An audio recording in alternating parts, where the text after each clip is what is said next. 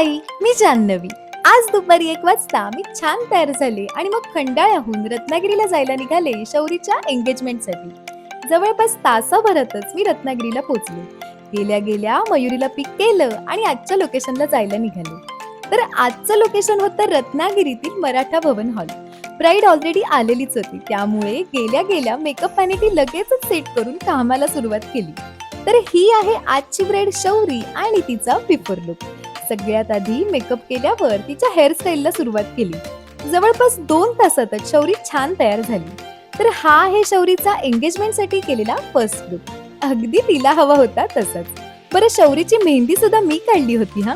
तिचं फोटोशूट झाल्यावर साखरपुड्यापूर्वीच्या विधींना सुरुवात झाली.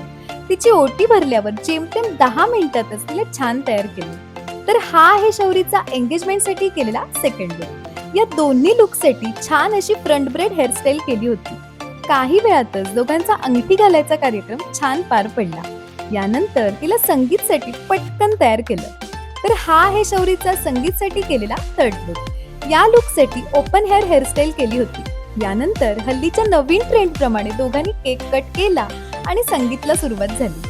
फायनली आम्ही आमचं काम पूर्ण करून घरी जायला निघालो. बरं, आजचे शौरीचे तिन्ही लुक्स आणि हा ब्लॉग तुम्हाला कसा वाटला हे मला कमेंट्स मध्ये सांगायला विसरू नका. तर असा होता आजचा माझा वर्क डे. भेटूया नेक्स्ट ब्लॉग मध्ये. बाय.